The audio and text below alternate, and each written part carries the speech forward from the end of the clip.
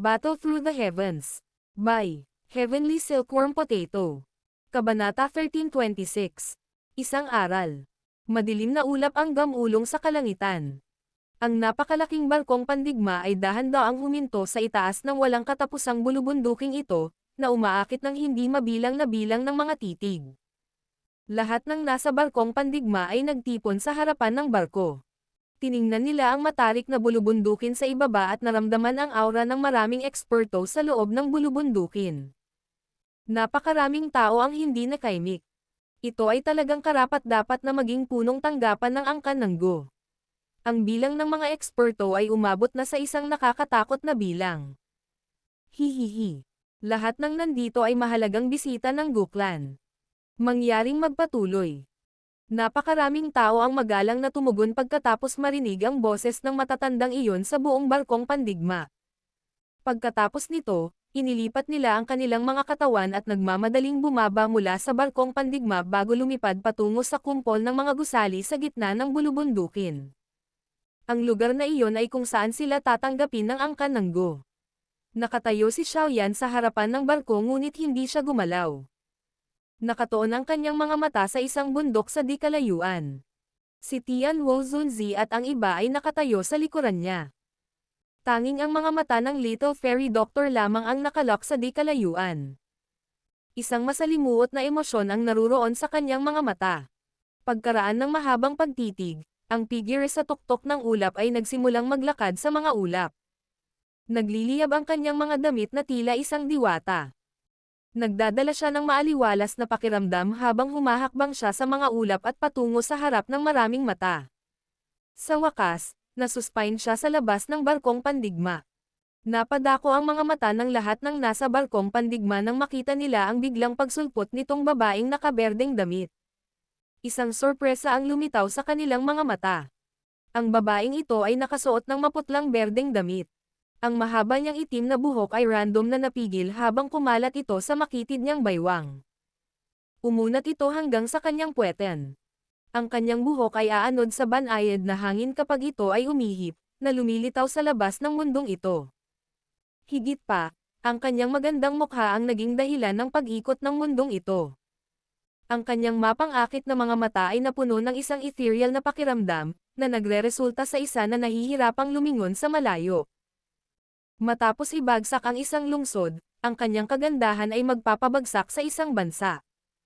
Ang gayong walang katulad na kagandahan ay talagang maaaring magdulot ng kapahamakan sa isang bansa at sa mga lungsod nito. Sa pagharap sa gayong babae na tila ipinanganak mula sa espiritual na aura ng mundo, ang isang perpektong lalaki ay mapapahiya sa harap niya. Para bang hindi mahahanap ang ganitong tao sa mundong ito. Isang magiliw na ngiti ang dahan-daang itinaas sa mukha ni Xiaoyan habang pinag-aaralan niya ang mukha nito ng may malalim na pagkakilala sa kaluluwa nito. Senior Brother Xiaoyan. Nagpakita ng ngiti sa harap ng maraming mata ang babaeng nakaberdeng damit. Ang kanyang magandang figure ay kumislap at lumitaw sa barkong pandigma. Pagkatapos nito, isang banayad na boses ang tumunog sa tabi ng tainga ni Xiaoyan. Ang pamilyar na anyo ng address ay parang isang mabigat na martilyo na walang awa na tumama sa pinakamalambot na bahagi sa puso ni Xiaoyan. Naramdaman niya ang udyok na marahas na yakapin ang taong nasa harapan niya. Bata, lalo kang gumaganda. Pilit na tiniis ni Xiaoyan ang salpok na iyon. Mahina siyang tumawa, inilahad ang kanyang kamay, at hinaplos ang ulo ni Zun-Er sa harap ng mga natulala na tingin ng mga mandirigma mula sa Black Submerged Army. Tumingin si Guzin sa ginang, na nagpakita ng magandang ngiti. Gayunpaman, isang mapait na ngiti lang ang ibinigay niya. Batid niya na ang ganitong uri ng ngiti ay isang bagay na namumulaklak dahil sa taong ito. Tila kapag nasa harap lang siya ng taong ito, ang walang malasakit na babaeng Diyosa na si Zun-Er ay tunay na maghahayag ng maladaming damdaming ito. Ang munting lalaking ito ay talagang sumabit sa babaeng Diyosa na ito ng angkan ng Go. Hindi nakakagulat na tretuhin siya ng mga taong iyon mula sa angkan ng Go. Gayunpaman, ang batang ito ay talagang napakahusay. Ang maamo na mukhang binata mula sa angkan ng yan ay pinanood ang eksenang ito mula sa isang sulok ng battleship. Napuno ng paghanga ang kanyang mukha nang hindi sinasadya. Ito ay hindi magiging madali. Ang kasalukuyang Shao Clan ay hindi ang Shao Clan mula noon. Ang pulang babae na nakasuot ng belo sa kanyang mukha ay itinigil ang kanyang mga mata kay Zon-Er bago mahinang nagsalita. Hahaha. Hindi mo dapat maliitin si Xiaoyan. Ang makalakad sa yugtong ito, kung saan kahit na dapat natin siyang tingnan ng seryoso, mula sa isang wasted bloodline clan, ay hindi isang bagay na maaaring makamit ng isang ordinaryong tao. Hindi imposible para sa Shao Clan na umunlad dahil sa kanya. Tumawa si Wu Zuan at walang pakialam na nagsalita. Ang ilang mga tao sa gilid ay hindi sinasadyang nagtaas ng kanilang kilay nang marinig nila ang mataas na papuri ni Wu Zuan kay Xiaoyan. Gayunpaman, wala silang sinabi. Maliwanag, hindi talaga sila nagtitiwala sa kanyang mga salita. Senior Brother Xiaoyan, maaari mo bang samahan si Zon-Er sa paglalakad? Sandaling inalala ni Zon-Er ang mga lumang panahon kasama si Xiaoyan bago siya ngumiti at kumilos. Pagkatapos nito, sumugod siya patungo sa hanay ng bundok. Si Xiaoyan sa kanyang likuran ay dahan-dahang huminga. Alam niya na ang dahilan kung bakit nagpakita si Zon-Er sa kanya ay dahil gusto niyang ipakita ang kanyang determinasyon sa ilan sa angkan ng Go. Dahil ang babaeng ito ay kumilos ng walang takot, si Xiaoyan ay natural na hindi kikilos ng duwag. Hihihi. Dahil ito ang kaso, hayaan mo akong makita kung gaano kahusay itong Guklan. Isang pagmamalaki ang bumalot sa puso ni Xiaoyan habang sinusulyapan niya ang tuloy-tuloy na kabundukan na tila natatakpan ng sinaunang aura. Malakas siyang tumawa, iwinagayway ang kanyang kamay, at pinangunahan ang grupo ng Little Fairy Doctor mula sa barkong pandigma. Pagkatapos nito, mabilis niyang hinabol si Zon-Er. Bang! Gayunpaman, ang matalas na spiritual perception ni Xiaoyan ay nakakuha ng 10 napakalakas na mga mata na tumatama sa kanyang katawan sa sandaling umalis siya sa battleship. Ang lahat ng mga mata na ito ay naglalaman ng napakalakas na presyon. Parang kahit ang paligid ay tumahimik sa sandaling ito. Bumaba ang ekspresyon ni Xiaoyan nang maramdaman niya ang pagbabago ng paligid. Ang mga taong ito mula sa angkan ng Go ay talagang nais na walang awa na turuan siya ng leksyon. Bang! Isang mainit na apoy ang biglang sumabog sa langit sa sandaling iyon. Ang nakakatakot na alon ng apoy ay kumalat sa isang dumadagandong na paraan kasama si Xiaoyan sa gitna. Ang nakakatakot na temperatura na iyon ay nagdulot ng napakaraming tao sa barkong pandigma na magpakita ng gulat na ekspresyon. Napakalakas ng heavenly flame. Ang babaeng nakasuot ng pula na tinatawag na Woji ay nagpahayag ng kakaibang pakiramdam sa kanyang mga mata. Matiim niyang tinitigan ang figure sa loob ng alon ng apoy. Kasabay nito, mas uminit din ang fire seal sa pagitan ng kanyang mga kilay. Ang apoy ay nagngangalit at kumalat. Ang nakapalibot na tahimik na espasyo ay biglang nahati sa sandaling ito. Humakbang si Xiaoyan gamit ang apoy at nasuspine ng mataas sa kalangitan. Nakatuon ang kanyang mga mata sa ilang lugar sa loob ng hanay ng bundok. Ang mga may-ari ng mga titig na ito ay napakalakas. Gayunpaman, talagang isang katawa-tawang panaginip kung nais nilang umasa sa pressure na nasa kanilang mga mata upang sugpuin si Xiaoyan. Isang nagulat na bulalas ang naganap mula sa bulubundukin matapos nilang mapanood ni Xiaoyan na sinira ang kanilang solidong espasyo sa napakadaling paraan. Napakamapangahas. Mga nakatatanda, hindi ba ninyo alam kung ano ang kagandahang asal? Pag-atake sa sandaling makatagpo kayo ng panauhin ng angkan ng Go. Sinusubukan ba ninyong ipalagay sa iba na ang ating angkan ng Go ay puno ng mga barbaro? Ang magandang katawan ni Zon-Er ay kumikislap at lumitaw sa tabi ni Xiaoyan habang ang alon ng apoy ay lumundag. Ang kanyang maningning na mga mata ay malamig sa yelo habang tinatanaw niya ang bulubundukin. Umalangaw-ngaw ang malamig at walang pakialam niyang boses. Napakaseryoso ng mga salita ni Yang Miss. Ilang taon na kaming hindi nakakita ng miyembro ng Shao Clan. Ngayong nakilala na namin ang isa, naging saglit kaming nasa sabik at nagnanais na suriin ang kanyang lakas. Isang matanda na figure ang dahan-daang lumitaw sa langit matapos ang mga salita ni Zon-Er ay tumunog. Ang taong ito ay nakasuot ng kulay abong damit. Ang kanyang mukha ay malamig, mabagsik, at makaluma. Ang kanyang mga mata ay naglalaman ng isang hindi kaibig-ibig habang tinatitigan niya si Xiaoyan. Tinitigan ni Xiaoyan ang matanda na may kulay abong damit na lumitaw. Maliwanag, isa siya sa mga umatake sa kanya kanina. Isang 8-star daw Zun. Ha? Nilaybot ng tingin ni Xiaoyan ang matandang nakaabo na damit. Isang pagbabago-bago ang bumungad sa kanyang mga mata. Malamig niyang tawa sa puso. Mukhang napakaraming tao sa angkan ng Go ang napupuot sa kanya. Ang paglalakbay na ito sa Guklan ay hindi magiging maayos. Elder Gu Chen, ngayon ang araw na tumatanggap ng mga bisita ang ating angkan ng Go. Medyo samobra ang gawa mong ito. Umalis ka na, hindi mo na uulitin. Isang mahinang boses ang dahan-dahang kumalat mula sa kaloob-looban ng bulubundukin bago tuluyang umalangaw-ngaw sa kalangitan. Naiintindihan. Magalang na itinaas ni Gu Chen ang kanyang mga kamay sa pinakamalalim na bahagi ng bulubundukin nang marinig niya ang mga salitang ito. Pagkatapos nito, yumuko siya kay Zun-Er at walang pakialam na tumingin kay Xiaoyan. Pagkatapos, tumalikod siya at sumugod sa pinakamalalim na bahagi ng bulubundukin. Senior Brother Xiaoyan, okay ka lang ba? Pinanood ni Zun-Er si Gu Chen na umalis bago tumalikod upang marahan na magtanong. Ayos lang ako. Ngumiti si Xiaoyan at umiling.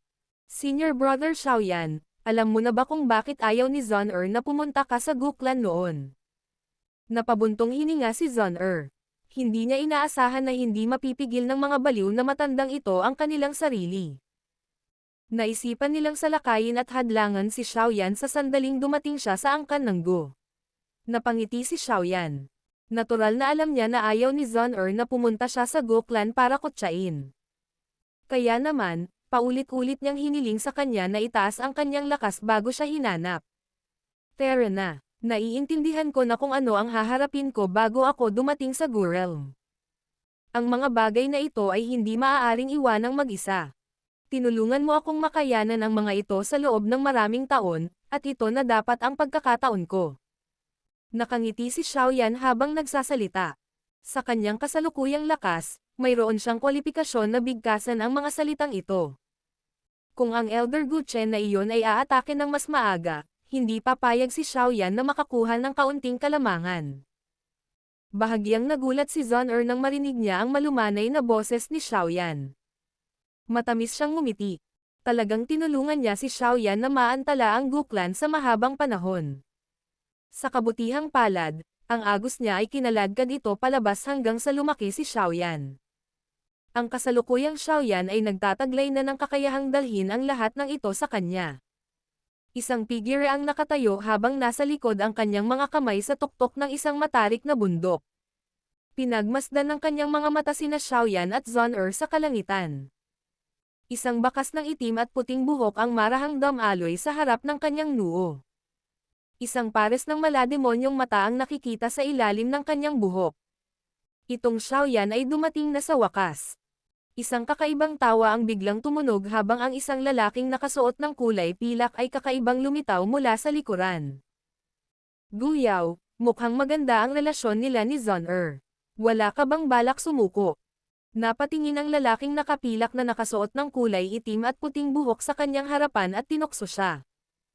Hindi siya miyembro ng angkan ng Go. Kaya, hindi siya makakasama ni Zun-Er. Gigisingan ko siya. Ang mahinahon na boses ng isang lalaki ay walang kaunting pagbabago. Para bang hindi importanteng bagay ang binabanggit niya. Paano kung ipilit niyang hindi umalis? Tumawa ang lalaking nakasuot ng pilak. Bahagyang naningkit ang mga mata ng lalaki habang bumubulong. Kung gayon, hayaan mo siyang mamatay. Battle Through the Heavens. Kabanata 1327. Devil General. Pagkatapos noon ay sinabihan si Elder na tinawag si Gu Chen na umatras, ang maningning na mga mata ni Zun-Er ay muling lumipad sa malawak na hanay ng bundok. Sa wakas ay huminto sila sa isang berdeng bundok. Nararamdaman niya ang isang napakahina ngunit napakalamig na layunin ng pagpatay. Gu Yao.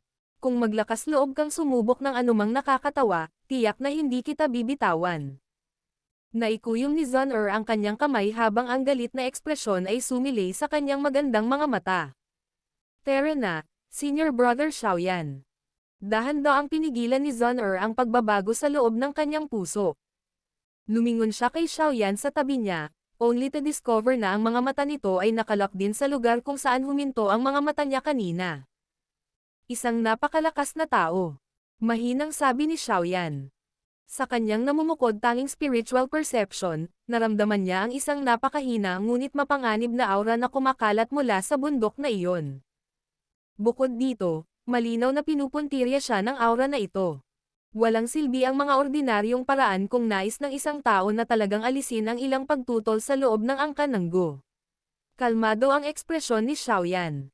Bagamat natalo niya sina Ling Quan at Lin Shu, na mga eksperto ng nakababatang henerasyon ng Gu Clan, sa Gu Sacred City, naunawaan niya na malayo pa ang mga ito para patunayan ang kanyang lakas.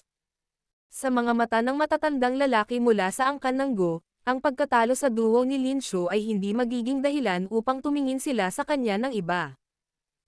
Kaya naman, ang kasalukuyang Xiaoyan ay kailangang makahanap ng isang pinakamataas na eksperto ng nakababatang henerasyon sa loob ng angkan ng Gu. Isang taong nagtataglay ng tunay na mahusay na reputasyon at ginawa ang taong iyon na kanyang kalaban. Bukod dito, dapat siyang manalo sa gayong palitan. Kung hindi, ang mga miyembro ng clan sa loob ng Gu Clan, na nanatiling neutral, ay maaaring magsimulang sumalungat sa kanya. Sa makatuwid, hindi siya dapat mabaygo. Malinaw na ang grupo ni Lin Shu ay hindi nagtataglay ng kwalipikasyon para matawag na ganoong kalaban. Si Gu Xin ay nagtataglay ng isang mahusay na reputasyon sa loob ng Black Submerged Army. Gayunpaman, hindi pa niya naabot ang pinakamataas na antas sa mga nakababatang henerasyon sa loob ng angkan ng Gu. Sa kasalukuyan, mayroon lamang 4 na tao sa angkan ng Gu ang nakatugon sa naturang pangangailangan. Sila ang 4 na general ng Black Submerged Army. Natitiyak ni Xiaoyan na ang mapanganib na aura mula kanina ay dapat mula sa isa sa 4 na general. Tara na. Dahan-daang binawi ni Xiaoyan ang kanyang mga mata. Ngumiti siya kay Zon-er habang nagsasalita. Oo, bahagyang tumango si Zon-er. Gumalaw ang kanyang maselang katawan, at ang kanyang tindig ay kaakit-akit at eleganteng gaya ng lumilipad na paro-paro. Ang grupo ni Xiaoyan ay sumunod malapit sa kanya sa harap ng maraming tingin sa paligid. Ang lalaking iyon sa malayong berdeng bundok na may itim at puting buhok sa kanyang noo ay nakatingin sa direksyon kung saan patungo ang grupo ni Xiaoyan. Isang mahinang malamig na ngiti ang sumilay sa kanyang mukha. Ha ha ha. Talagang karapat-dapat siyang maging mula sa angkan ng Xiao. Ang titig na ibinaton niya kanina. Dapat alam mo kung ano ang ibig sabihin nito, di ba? Gusto kanyang hamanin. Tumawa ang lalaking nakasuot ng pilak. Hamon, ha? Isang baka na kapanganakan pa lang ay hindi natatakot sa tigre. Itinaas ni Guyaw ang kanyang mga mata at mahinang sinabi. Bukas ay ang seremonya ng pang-adulto. Ayon sa mga patakaran, maaari akong pumili ng sarili kong kalaban. Dahil puno siya ng lakas ng loob, bibigyan ko siya ng pagkakataon bukas. Para kay Zon-er, mauunawaan niya ang aking mga aksyon sa hinaharap. Ang figure ni Guyaw ay unti-unting naging ilusyon matapos ang kanyang boses ay dahan-daang tumunog. Ilang sandali pa, tuluyan na siyang nawala. Ha ha ha. Gaano ka-interessant. Ilang taon na ba ang nakalipas mula nang magpalitan ng suntok ang nakababatang henerasyon ng angkan ng Gu at Xiao? Inaasahan ko talaga kung mabigla tayo nitong Xiaoyan. Tumawa ang lalaking nakasuot ng pilak. Ang kanyang katawan ay unti-unting naging malabo at tuluyang nawala ilang sandali pa. Tanging mahinang tawa lamang ang patuloy na umalangaw-ngaw sa bundok. Habang pinamumunuan ni Zon-er, ang grupo ni Xiaoyan ay hindi tumuloy sa espesyal na receiving area ng Gu Clan. Sa halip, huminto sila sa harap ng isang bahay na kawayan sa pinakamalalim na bahagi ng bulubundukin. Sa sandaling ito, nakangiti ang isang matanda habang pinagmamasdan ang grupo ni Xiaoyan na bumaba sa harap ng bahay na kawayan. Old Ling. Nagulat si Xiaoyan nang makita niya ang pamilyar na figure sa harap ng bahay na kawayan. Agad siyang ngumiti at pinagsalikop ang mga kamay. Ha ha ha. Wala pang 10 taon. Hindi inaasahan na ang iyong Master Xiaoyan ay umabot na sa ganoong yugto. Ito ay talagang nagiging sanhi ng kahihiyan sa matandang ito. Bumantong hininga si Ling Ying. Noong siya ay nasa ilalim ng utos na lihim na protektahan si Xiaoyan noon, si Xiaoyan ay isa lamang bata at walang karanasan na katatapos lang maalis ang kahihiyan dahil sa pagkansela ng kanyang pakikipag-ugnayan, ngunit ang kabataang iyon ay isa na ngayong kilalang eksperto sa buong Central Plains. Tara na, mangyaring pumasok muna. Ang lugar na ito ay ang lugar ng aking pagsasanay. Bihirang may makapunta dito. Sa tingin ko, si Senior Brother Xiaoyan ay malamang na hindi gustong pumunta sa ibang lugar. Ngumiti si Zun-Er at nagsalita. Tumanggaw si Xiaoyan. Tahimik ang kapaligiran ng lugar na ito. Sumama ito sa nagustuhan niya. Pagkatapos ng kanyang ginawa, malamang na siya ay naging mainit na paksa ng pag-uusap para sa angkan ng Go. Kaya naman, ayaw niyang magtungo sa mga lugar na iyon para pagmasdan ng iba na parang unggoy. Sinundan ng grupo si Zun-Er at pumasok sa bamboo house. Pagkatapos nun ay naupo na sila sa sala. Sinamantala ni Xiaoyan ang pagkakataon na ipakilala ang magkabilang panig. Nang marinig ni na Zun-Er at Ling Ying na ang Macelan at magandang hitsura na si Qinglin ay nagtataglay ng triple jade green snake flower pupils, isang pagtataka na ekspresyon ang bumungad sa kanilang mga mukha. Narinig din nila ang tungkol sa mahiwagang mga mata na ito. Young Master Xiaoyan, ang oras para makapunta ka sa Guklan ay mas maaga kaysa sa inaasahan ng matandang ito. Bumantong hininga si Ling Ying. Noong una, naisip niya na kakailanganin ni Xiaoyan ng hindi bababa sa 20 taon bago pumunta sa angkan ng Go. Nakapagtataka, dumating siya pagkatapos ng halos 10 taon. Gayunpaman, sa lakas ng Young Master Xiaoyan, mayroon kang qualification na pumunta sa Guklan. Ang Young Miss ay makakapag-relax ng kaunti kasama mo dito. Maraming tao sa clan ang nagmumungkahi na dalhin ang lahat mula sa Xiao Clan sa Gu Realm. Sa palagay ko ay dapat mong malaman ang intensyon na dalhin sila dito. Buti na lang, naisip ng mga kabataang iyon at ng mga elder lang. Gayunpaman, ito ay pansamantalang kapayapaan lamang dahil halos taon-taon ay may naglalabas ng ganoong mungkahi. Upang makakuha ng sapat na oras para sa iyo, ang batang miss ay pumasok sa mahabang panahon ng pag-urong. Ang Go Clan ay lubos na pinahahalagahan ang kanilang kadugo. Ang masiksik na linya ng dugo ng isang tao ay, mas malaki ang bigat na dinadala ng mga salita ng taong iyon. Si Young Miss ay patuloy na nagsagawa ng pag-urong sa mga taong ito upang maging mas mahalaga ang kanyang mga salita sa mga taong ito upang maging mas mapapait na pagsasanay para sa kanya. Kayang sugpuin ang mga mungkahi ng mga nasa loob ng angkan na handang salakayin ang angkan ng Xiao sa kabutihang palad, sa wakas ay nagtagumpay ang kalagayan ng kanyang kasalukuyang nasa loob ng angkan na kahit ilang elder ay kailangang bumati sa kanya kapag nagkita sila. Napabuntong hininga si Ling Ying nang magsalita siya hanggang sa puntong ito. Sinabi niya. Alam ng matandang ito na ang Young Master Xiaoyan ay tiyak na dumanas ng maraming paghihirap upang maabot ang iyong kasalukuyang antas sa loob ng maikling dekada. Gayunpaman, ang Young Miss ay naglagay din ng malaking pagsisikap. Old Ling. Mahinang sigaw ni Zun-Er. Pagkatapos nito, umiling siya kay Ling Ying at ipinahiwatig na hindi ito dapat magpatuloy sa pagsasalita. Napangiti si Ling Ying nang makita niyang umiling ito.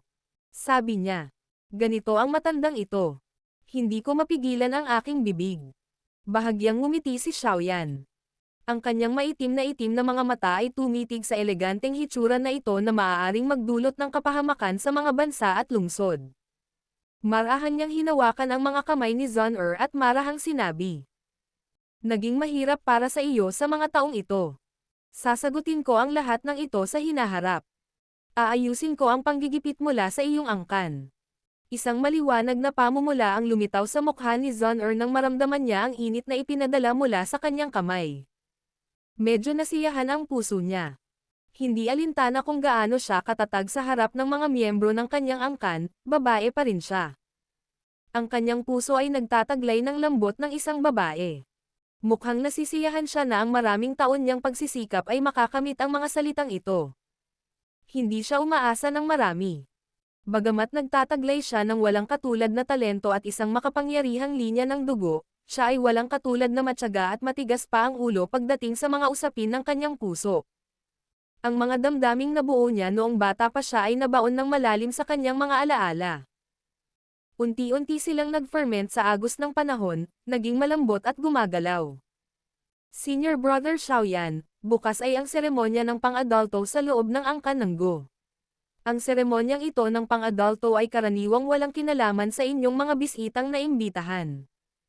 Gayunpaman, dahil sa pagiging miyembro ng angkan ng Xiao pati na rin ang aking pakikilahok, tiyak na kasangkot sa seremonyang ito ng nasa hustong gulang na ito. Bahagyang kumunot ang noo ni Zon-er at sinabing, ayon sa mga patakaran, sino mang miyembro ng clan na lalahok sa seremonya ng pang-adulto ay makakapili ng taong makakasama. Ang ilang mga tao ay malamang na hindi madaling isuko ang gayong patas na pagkakataon. Siyempre, sa kasalukuyang lakas ni Senior Brother Xiaoyan, walang maraming tao ang makakatalo sa iyo kahit na sa mga nakababatang henerasyon ng Gu Clan. Gayunpaman, may 4 na tao na malamang na hindi kasama. Ang 4 na dakilang general. Mahinang tanong ni Xiaoyan. Oo. Ang lakas ng 4 na ito ay nasa ika-8 star na antas ng Daozun at higit pa. Bukod dito, sila daw ay mga buhay na may pinakamataas na pagkakataon na maging Black Submerged King. Seryoso ang mukha ni Zon-er habang sinasabi niya. Sa kanilang 4, ang pinakamalamang na targetin ka ay ang tinatawag na Devil General, si Gu Yao. Devil General, Gu Yao. Dahan daw ang ungol ni Xiaoyan. Agad niyang sinabi. Dapat siya yung tao kanina, di ba? Oo, tumanggaw si Zon-er. Medyo nagulat ang puso niya. Hindi inaasahan na naramdaman ni Xiaoyan ang aura ni Gu Yao. Ang talento ni Gu Yao ay pambihira. Siya rin ay nagtataglay ng napakayaman na Daodi bloodline. Karamihan sa mga tao sa loob ng angkan ay umaasa na makakasama ko siya. Kalahating taon na rin ang nakalipas, siya rin ang nagkusa na banggitin ito sa Elder Council. Gayunpaman, siya ay tinanggihan ko. Ang dahilan ay dahil sa Senior Brother Xiaoyan. Mapait na tumawa si Zon-er at sinabi. Dahil sa kanyang karakter, tiyak na ita-target kanya sa seremonya ng pang-adulto bukas. Malinaw niyang naiintindihan na kung matatalo kanya sa ganoong okasyon, ang mga nananatiling neutral sa loob ng angkan ay sisandal sa kanyang tabi. Bahagyang tumanggaw si Xiaoyan. Ang tasa ng tsaa sa kanyang kamay ay biglang bumuo ng ilang ripples. Naunawaan din niya na ito ay isang pambihirang pagkakataon para sa kanya. Kung natalo siya, hindi siya iisipin ng mga miyembro ng Gu Clan. Gayunpaman, kung natalo si Gu Yao, malamang na mahihirapan ang mga elder na iyon sa Gu Clan na maghanap ng anumang dahilan para maghanap ng problema sa usapin sa pagitan nina Xiaoyan at Zon-er sa hinaharap. Sa makatuwid, ang labanang ito kay Gu Yao ay ang intersection sa pagitan ng paraiso at impyerno. Kaya naman, hindi siya dapat magpatalo sa laban na ito. Battle Through the Heavens. Kabanata 1328. Mang Tianchi. Ang kalangitan sa gabi ay parang tubig na kumalat sa lupa. Ang malamig na liwanag ng buwan ay nakakalat at tinakpan ang buong bulubundukin ng isang layer ng pilak na sinulid. Sa gitna ng bulubundukin, sunod-sunod na nakatayo ang kumpol ng mga gusali. Para silang maraming sinaunang hayop na nakatayo sa ilalim ng liwanag ng buwan, na naglalabas ng mga bakas ng sinaunang aura. Sa sandaling ito, ang mga bulwagan na ito ay mahusay na naiilawan. Ang ilang araw na ito ay isang panahon ng kapistahan para sa angkan ng Gu at maraming lugar ang naiilawan at pinalamutian. Napuno ito ng masayang kapaligiran. Ito ay tila napakatahimik sa isang bundok na malayo sa mga nakamamanghang sinaunang bulwagan. Kung walang ingay, ang lugar na ito ay parang tirahan lamang ng isang ermitanyo. Ito ay kalmado at tahimik. Isang Snow White figure ang nakatayo sa tuktok ng bundok sa eleganteng paraan.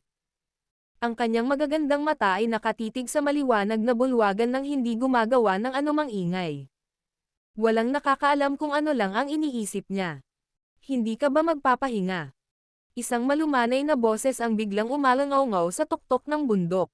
Isang figurang nakaberdeng damit ang lumabas mula sa kakahuyan.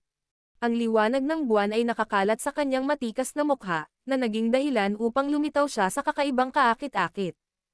Ito ang Gu Realm, ha?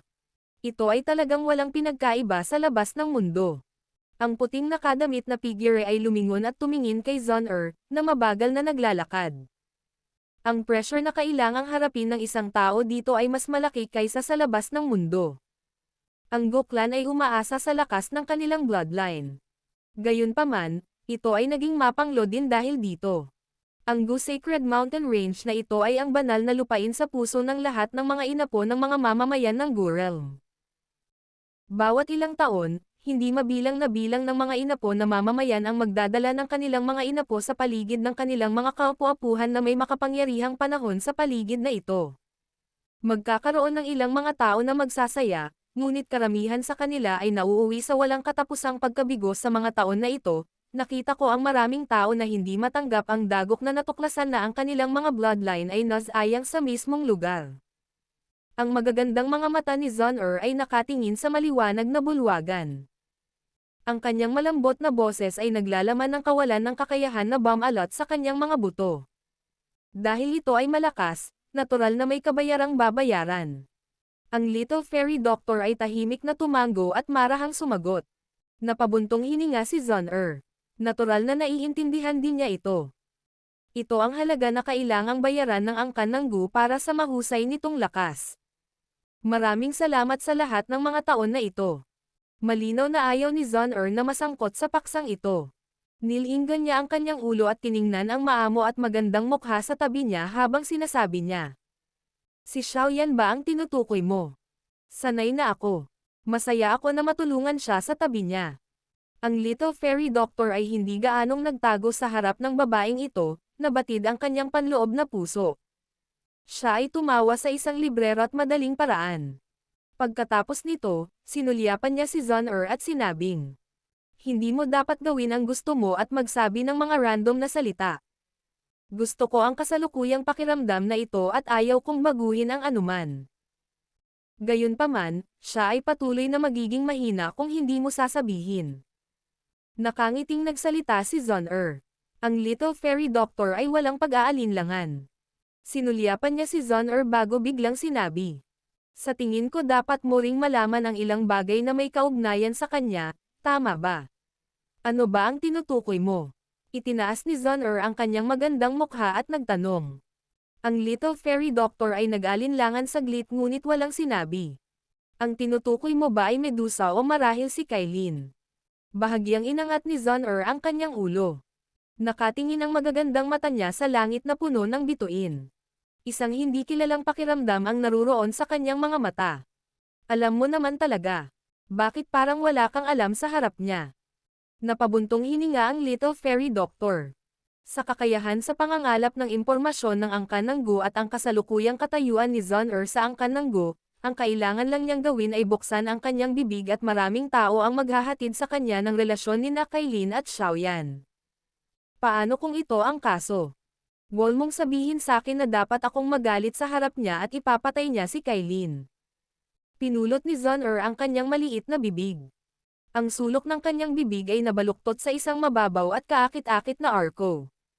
Parang gusto niyang ngumiti pero nauwi sa mahinang buntong hininga. Bulong niya. Sa totoo lang, sumasakit ang ulo ko sa bagay na ito. Umaasa lang ang ibang tao na iiwan ko siya at sa huli ay kinasusuklaman ko siya dahil sa bagay na ito. Gayunpaman, alam kong imposible ito. Dahil ito ang kaso, bakit ko gagawin ang sarili kong hindi masaya?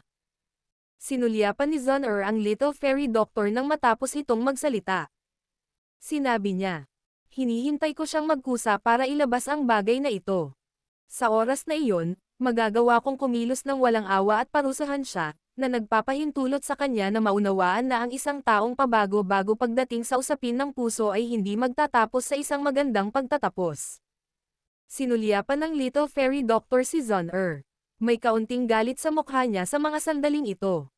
Ang bagay na ito ay parang isang galit na babae, na natuklasan na ang kanyang asawa ay lihim na nagkakaroon ng relasyon. Sige, hindi ko gustong pag-usapan ang ganoong bagay sa ibang tao. Bukas ay ang seremonya ng pang-adulto ng angkan ng Gu. Dapat ka ring magpahinga ng maaga. Sana, patuloy mo siyang samahan sa hinaharap. Ang bakas ng galit sa mukha ni Zon-er ay mabilis na nawala habang nagsasalita siya ng natatawa. Ano naman sayo? Itinaas ng Little Fairy Doctor ang kanyang makitid na kilay habang nagtatanong. Bahagyang kumunot ang maselang at mahabang kilay ni Zon-er ngunit hindi siya sumagot. Kinawayan niya ang kanyang kamay, tumalikod, at naglakad patungo sa bahay na kawayan sa gitna ng bundok. Bahagyang nagsalubong ang mga kilay ng Little Fairy Doctor habang pinagmamasdan ang likod ni Zon-er. Gayunpaman, tumigil siya sa pagbuka ng kanyang bibig para magtanong. Nanginginig ang katawan niya habang nakasunod. Ang Gu Sacred Mountain Range ay naging masigla nang ang unang sinag ng liwanag ng umaga ay nakakalat mula sa kalangitan. Maraming figure ang bumaril sa kalangitan. Umalangaw sa buong bulubundukin ang iba't ibang gang at tambol na puno ng saya. Creek. Unti-unting bumukas ang isang pintong mahigpit na nakasara. Si Xiaoyan, na nakapagpalit na ng sariwang damit, ay mabilis na lumabas. Nilaybot ng kanyang mga mata ang paligid sa harap ng kanyang silid, nakita lamang na naghihintay si Zon-er dito. Nakaramdam siya ng kaunting hiya. Senior Brother Xiaoyan, nakapagpahinga ka na ba? Nakangiti si Zon-er habang humakbang pasulong. Marahang idiniin ng kanyang kamay ang mga kulubot sa damit ni Xiaoyan. Ang malumanay niyang kilos ay parang isang masunuring asawa. Kung masaksihan man ng iba pang miyembro ng angkan ng Go ang eksenang ito, malamang na ang kanilang mga mata ay magiging ganap na pula. Sa mga taong ito, si Zon-er ay matikas at ethereal, na tila isang diyosa sa kanilang harapan. Hindi nila maisip kung gaano nakadurog ang eksena ng kanilang diyosa na tinutulungan ang isang lalaki na ayusin ang kanyang mga damit. Ngumiti si Xiaoyan at tumango. Naramdaman niya ang mainit na kamay na dumampi sa harap ng kanyang dibdib. Isang pagbabago ang lumitaw sa kanyang puso bago niya mabilis na binawi ang kanyang emosyon. Tumitig ang kanyang mga mata sa malayo sa maraming gusali bago sinabing. Magsisimula na ang seremonya ng pang-adulto, tama ba? Opo, alis na tayo. Ngumiti si Zon-er. Sinenyasan niya ang kanyang kamay at ang isang ganap na puti ng nyebe na mukhang may solong sungay na hayop ay nagpakpak ng mga pakpak na puti ng nyebe at lumipad palabas ng kagubatan. Pagkatapos nito, huminto ito sa harap ng lahat. Ang magandang katawan ni Zon-er ay kumislap, at siya ay nagpakita sa maluwang na likod ng isang hayop na may isang sungay. Ang grupo ni Xiaoyan ay mabilis na sumugod dito matapos makita ang kanyang paglipat. Pagkatapos nito, marahang tinapik ni Zon-er ang hayop na may solong sungay. Ikinumpas nito ang mga pakpak sa gitna ng malinaw na sigaw bago naging isang sinag ng liwanag na mabilis na sumugod patungo sa maraming bulwagan sa di kalayuan. Ang bilis ng hayop na walang sungay ay napakabilis. Sa loob ng ilang minuto, nakarating na sila kung saan nakatayo ang maraming gusali. Dahan-dahan silang dumaong sa gitna ng kumpol ng mga gusali sa ilalim ng patnubay ni Zon-er. Sa pagsama ni Zon-er sa kanila, ang grupo ni Xiaoyan ay walang alinlangan na pinakakapansin-pansin. Kaya naman, maraming kakaibang tingin mula sa kanilang paligid ang kinunan sa sandaling tumalon sila pababa mula sa hayop na may solong sungay. Tara na. Hindi pinansin ni Zon-er ang mga titig na ito. Tinawag niya ang grupo ni Xiaoyan bago manguna habang mabilis silang nagtungo sa gitna ng isang napakalaking stadium na nababalutan ng sinaunang aura. Maraming mandirigma mula sa Black Submerged Army ang nakasuot ng kanilang itim na baluti sa paligid ng sinaunang stadium, ang kanilang matalas na malaagila na mga mata ay patuloy na lumilipad sa kanilang paligid. Ang matatalim na mata na iyon ay malinaw na huminto nang makita nila si Xiaoyan. Gayunpaman, wala silang ibang ginawa. Napakaraming figure ang nakaupo na sa paligid ng stadium. Gayunpaman, hindi huminto ang mga yapot ni Zon-er. Sa halip, naglakad siya patungo sa mga upuan sa gitna ng plaza. Ang grupo ni Xiaoyan sa likod niya ay nag-alinlangan sandali bago sumunod. Klang! Ang mabagal na yabag ni Zon-er ay papasok pa lamang sa lugar na ito nang magsalubong ang mahahabang sibat. Dalawang mandirigma na nakasuot ng golden armor ang gumamit ng kanilang mahabang sibat para harangin ang grupo ni Xiaoyan. Agad na nagbago ang ekspresyon ni Zon-er nang marinig niya ang nakakabinging tunog na ito. Unti-unting umusbong ang galit sa kanyang puso.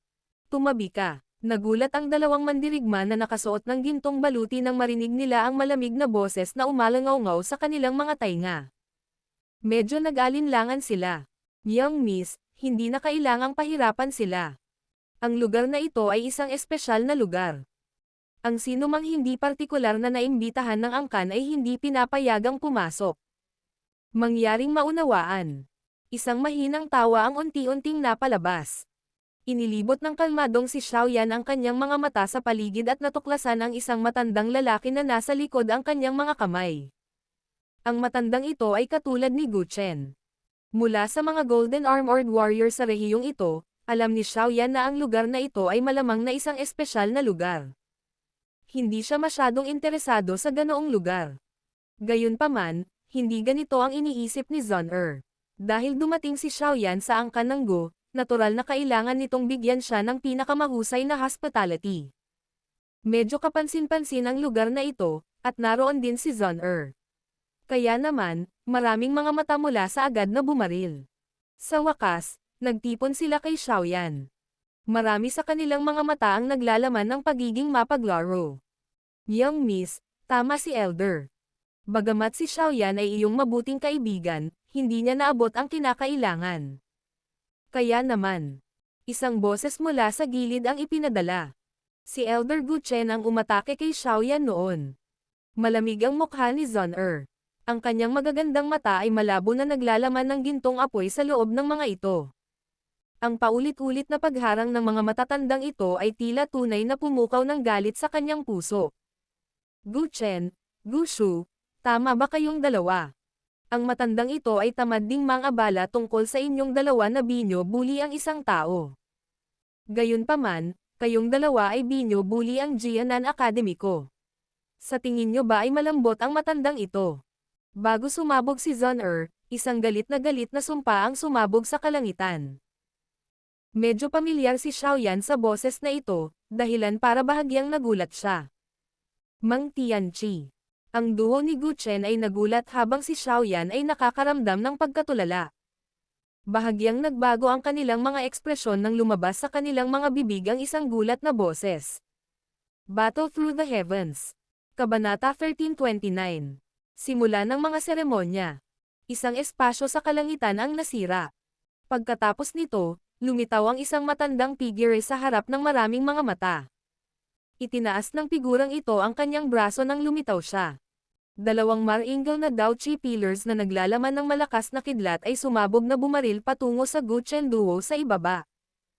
Ikaw. Galit na galit sina Gu Chen at Gu Shu nang makita nilang umaatake ang figurang ito ayon sa gusto niya. Bago pa sila makapagmura ng malakas, nagmamadali silang umatras habang nakasuot ng pangit na ekspresyon. Chi. Ang dalawang malawak na kidlat ay kumikinang sa kalangitan na parang meteorite. Gayunpaman, bago nila matamaan ang mga katawan ng dalawa, isang hindi nakikitang puwersa ang biglang kumalat. Ang puwersang ito ay nagkataon na nakatanggap ng dalawang kidlat. Bakit ikaw? Tiningnan ni Xiaoyan ang matandang figure na bumababa mula sa langit. Natigilan siya nang makita ang medyo pamilyar na mukha dahil natuklasan niyang ang matandang namagitan at tumulong sa kanya ay ang misteryosong matandang nakilala niya sa walang laman na pool ng kidlat. Yung laging nagsasabing, tama ba ito? Isang bulalas ang hindi sinasadyang lumabas sa kanyang bibig. Ikaw. Ang ulo mo. Marunong ka bang maging magalang? Tawagin mo akong punong guro. Ang matanda na iyon na may apelyidong Mang ay hamihip sa kanyang balbas at nanonambot nang marinig ang bulalas ni Xiaoyan. Punong guro. Medyo nanlabo ang mga mata ni Xiaoyan. Ilang sandali pa ay naka-recover na rin siya. Natigilan siya habang pinagmamasdan ang matanda na may apelyidong Mang sa harapan niya. Ikaw. Ikaw ang punong guro ng Jianan Academy. Anong kalokohan? Maliban sa matandang ito, na tinatawag na Mang Tianqi, sino ang maglalakas loob na tawagin ang kanyang sarili ng ganito? Tumaas ng kaunti ang balbas ng matanda. Napangiti siya habang pinagmamasdan si Xiaoyan. Pagkatapos nito, iniabot niya ang kanyang kamay at kinurot siya. Noon lang siya tumawa. Hindi masama, hindi masama. Ang lalaking iyon na si Su Chen ay hindi nagsinungaling sa akin. Sa wakas ay tinuruan niya ang isang estudyante na mukhang katanggap-tanggap. Kumaibat ang sulok ng bibig ni Xiaoyan. Napatingin siya sa nakangiting matandang nasa harapan niya. Sa ilang sandali, nahirapan siyang i-connecta ang taong ito sa napakahiwagang Inner Academy Headmaster ng Jianan Academy. Sa totoo lang, nabigo akong makilala ka noong huli tayong nagkita. Pagkatapos bumalik at mag-isip tungkol dito sa loob ng ilang araw, sa wakas ay naalala ko na ikaw ang Xiaoyan. Paulit-ulit na sinabi sa akin ng lalaking iyon na si Su Chen ang tungkol sa iyo sa pamamagitan ng kanyang mga mensahe. Tinapik ni Mang Tianqi ang dibdib ni Xiaoyan. Nagmukha siyang matuwid nang sabihin niya. Makapanatag ka. Dahil estudyante ka ng Jianan Academy at isang estudyante na nakakatugon sa mga mahigpit na pamantayan ng matandang ito, paprotektahan ka ng matandang ito kung may mga problemang mangyari sa hinaharap. Mapait na ngumiti si Xiaoyan. Ang matandang ito ay talagang hindi mukhang isang misteryosong punong guro. Bagkus, para siyang matandang tulisan na kalalabas lang sa pugad ng bandido. Salamat matandang Ginoong Mang. Si Zon sa gilid ay nakabawi din sa kanyang pagkabigla habang nakangiti siyang nagsalita. Maliit na bagay lang. Biglang iwinagayway ni Mang Tianqi ang kanyang kamay. Pagkatapos nito, lumibot ang kanyang mga mata kina Zon at Xiaoyan.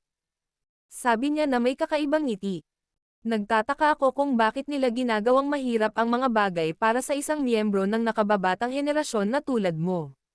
Talagang nahawakan mo ang pinakatanyag na bulaklak ng angkan ng Gu.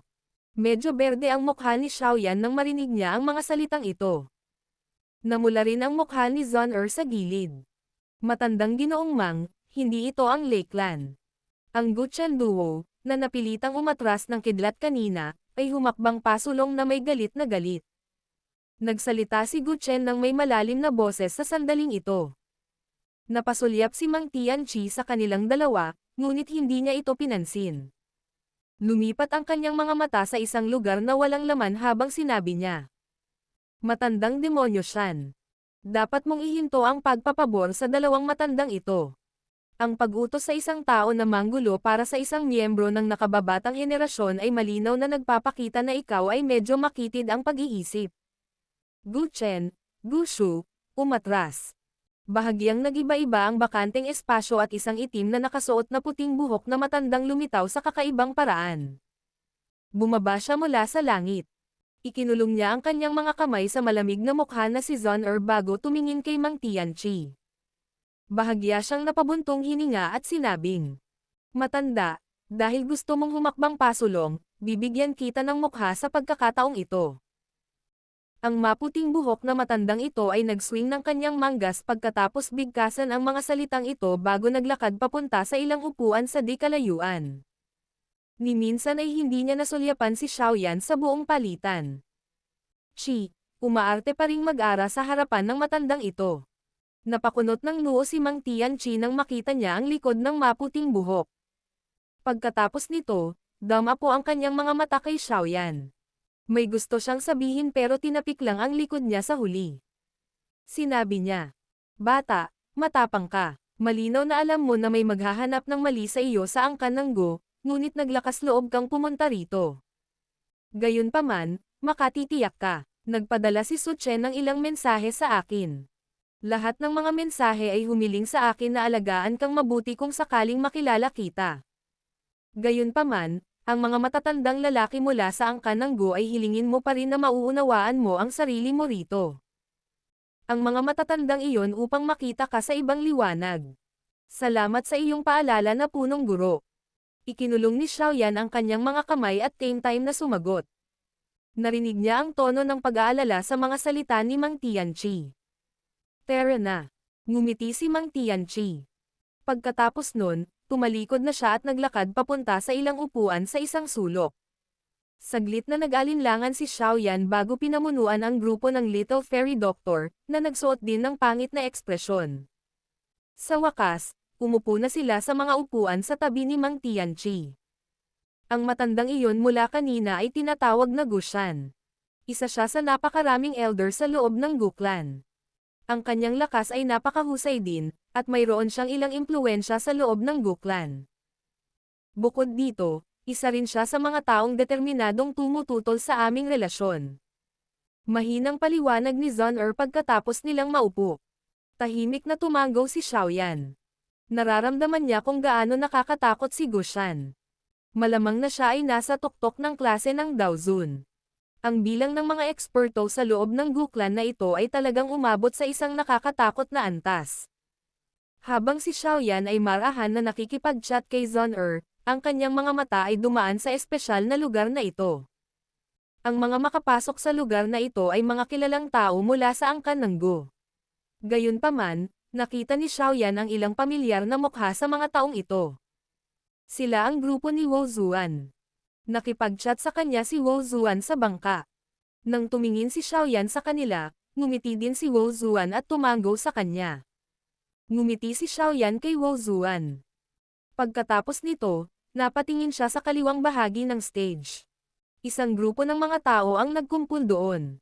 Karamihan sa mga taong ito ay mula sa nakababatang henerasyon ng angkan ng Go. Nakita ni Xiaoyan si Gu Xin, Lin Shu, Ling Quan, at isang pares ng Black Submerged Army Commander doon. Sa sandaling ito, ang mga mata ng iilan sa kanila ay nakatitig sa kanya sa isang nakagigiliw na paraan. Ang ganoong ekspresyon sa kanilang mga mata ay naging dahilan upang bahagyang sumimangot si Xiaoyan. Binawi lang niya ang kanyang mga mata nang bigla silang nagkukumpulan sa isang sulok sa harapan. Nakaupo sa lugar na iyon ang isang figure na may matalim na nakamamatay na aura. Ang taong ito ay may itim at puting buhok. Ang aura sa buong katawan niya ay kasing lamig ng 10,000 taong gulang na misteryosong yelo. Nakaramdam ng lamig sa buong katawan ang isa nang tumingin sa kanya. Seryoso ang mga mata ni Xiaoyan habang pinag-aaralan niya itong mala-estatwa na likod. Nararamdaman niya ang isang alon ng pamilyar na pagnanasa sa pagpatay na dahan-daang kumakalat mula sa katawan ng taong ito. Bukod dito, ang target ng layuning ito ng pagpatay ay siya. Demon General, Gu Yao. Dahan-daang bumuga ng hangin si Xiaoyan. Biglang humigpit ang kamao sa ilalim ng manggas niya. Ang ganoong layunin ng pagpatay ay kapareho ng naramdaman niya kahapon. Maliwanag, ito dapat ang Devil General na iyon, na sinabi ni Zhang Er na isang malaking banta sa kanya.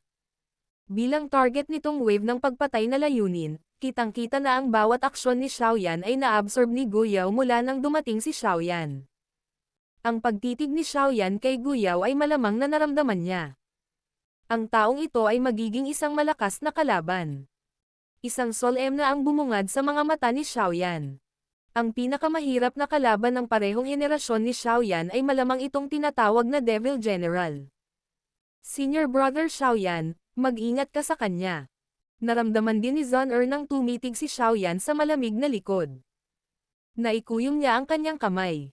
Isang lamig ang bumungad sa magaganda niyang mga mata habang siya ay mahinang nagsasalita. Dahan-dahang tumango si Xiaoyan. Bukod pa rito, ang Heavenly Tomb ay magbubukas sa lalong madaling panahon pagkatapos makumplito ang seremonya ng pang-adulto. Maaari kang pumasok sa lugar na iyon gamit ang iyong kwalifikasyon. Gayunpaman, hahadlangan ka ng ilang elder. Nakakunot ang noo ni Zhang Er habang nagsasalita.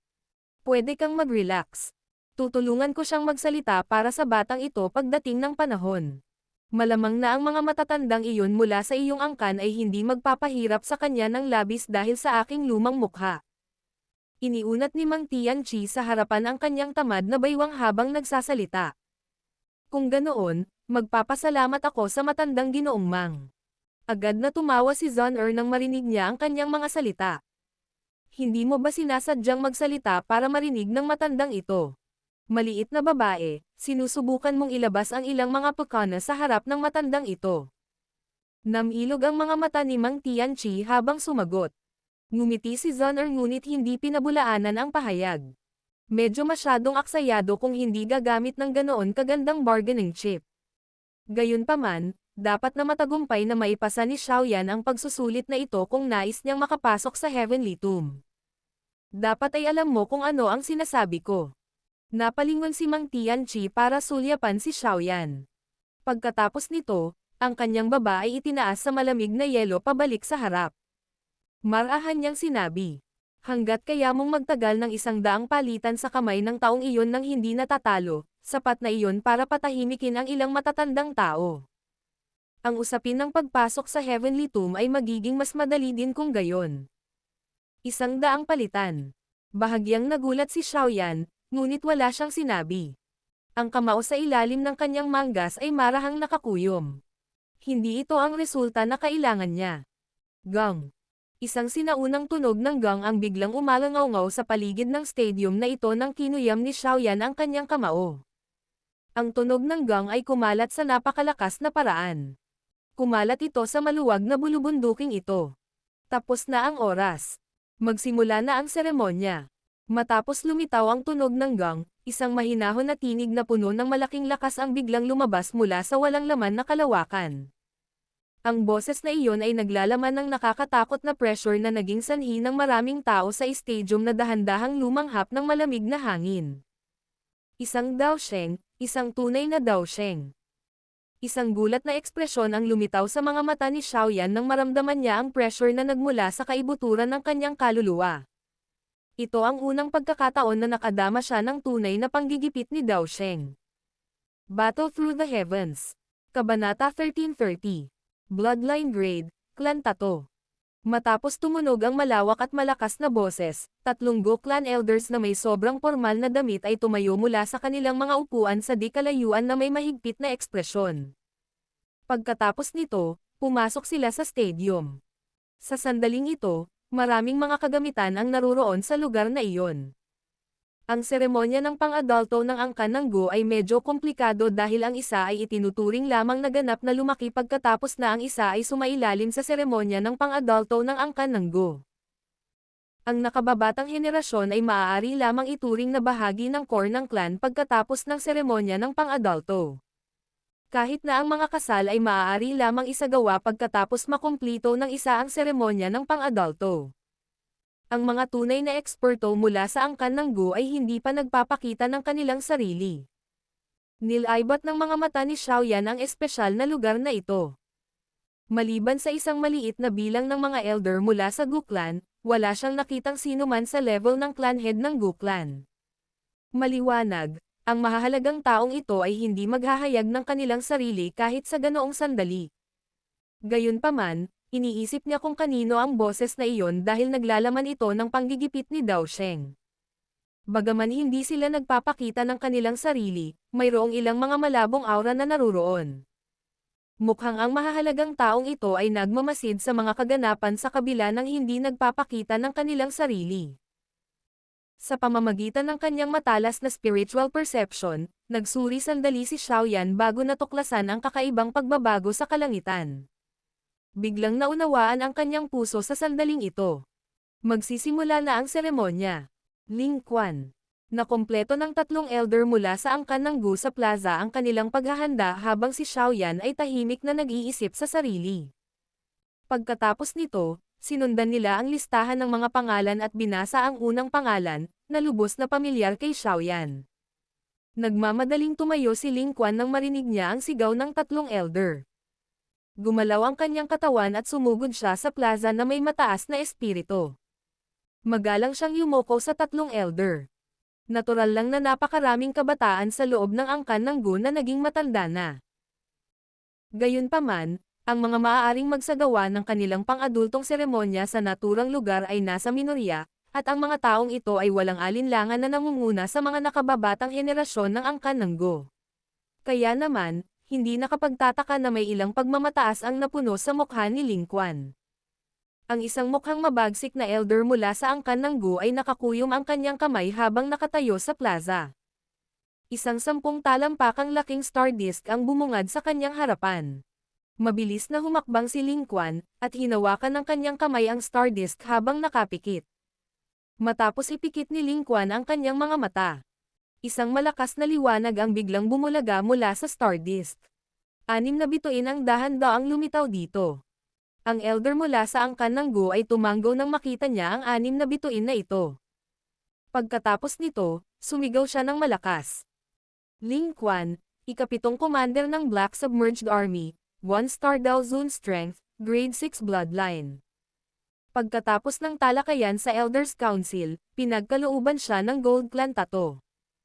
Ito ang magiging tato ng Gold Clan. Talagang karapat-dapat siyang maging ikapitong commander.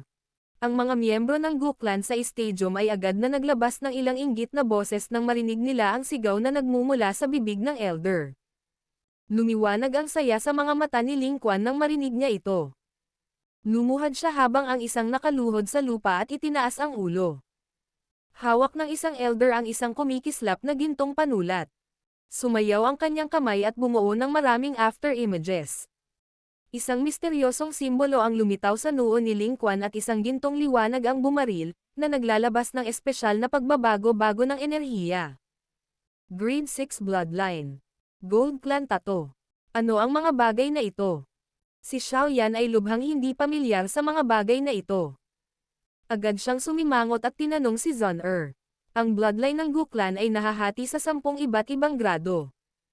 Grade 1 ang pinakamababa habang grade 10 ang pinakamataas. Sa normal na pagsasalita, tanging ang mga may bloodline ay umabot na sa grade 4 at pataas ang may qualification para lumahok sa adult ceremony. Hindi masama para kay Ling Quan na umabot sa ika-6 na grade. Ngumiti si Zon-er at nagpaliwanag. Tungkol sa tato ng Gold Clan na ito ay ang pagsusuri na ibinibigay pagkatapos ng pagbubuod ng lahat ng iba't ibang mga kondisyon. Ang ganitong uri ng clan tato ay minana ng angkan ng Gu mula pa noong sinaunang panahon. Sa panahon ng isang kritikal na sandali, ito ay magbibigay daan sa lakas ng bloodline sa loob ng katawan ng isang miyembro ng Gu clan na pansamantalang pumailang at makatakas sa panganib. Ang clan tato na ito ay nahahati sa iba't ibang antas ng gold, purple gold. Sa pamamagitan ng mga kulay. Ang clan tato na ito ni Ling Quan ay ang ikatlong gold clan tato. Ang tato ng clan na ito ay talagang nagtataglay ng isang mahiwagang epekto. Sumilay ang pagkagulat sa mga mata ni Xiaoyan habang nagtatanong siya. Oo, may usap-usapan na ang ninuno ng Gu clan, na siyang pag-iral na umabot sa Daodi class, ang lumikha nito. Pagkatapos makuha ang clan tato, kailangan ng isang buwan para mailabas ang kakayahan nito. Nakangiti si Zon-er habang nagsasalita. Tumanggaw si Xiaoyan. Naisip lang niya na ito ay isang formal na seremonya ng angkan ng Gu. Ito ay hindi inaasahan na ito ay talagang nagtataglay ng ganoong benepisyo. Hindi katakatakang sineseryoso ng mga taong ito ang seremonya ng pang-adulto. Tila ang dahilan ay dahil sa clan tato na ito. Kung ganoon, umabot na ba sa ika-10 baitang ang bloodline ni Zon-er? Nakakakuha ba siya ng Rainbow Gold Clan tato? Tumawa si Xiaoyan. Hindi ako kailanman kumuha ng pagsusulit pagkatapos umalis sa aking pag-urong sa huling pagkakataon. Gayunpaman, ang 10th grade bloodline ay tinatawag ding Divine Bloodline. Hindi pa ito lumitaw sa loob ng Gu clan pagkatapos ng 1,000 taon. Zon-er ay natatakot na hindi niya maabot ang yugtong iyon. Para sa Rainbow Gold Clan tato, malamang na isang tao lamang sa kasalukuyang clan ang nakarating na sa itaas. Matagal na siyang nakarating nito. Mga kwalifikasyon. Umiling si Zon-er habang tumugon. Hihihi. Ayon sa mga kalkulasyon ng bloodline ng Gu clan, hanggat naabot ng isa ang grade 9 bloodline, ang isa ay may potensyal na sumulong sa klase ng Daosheng.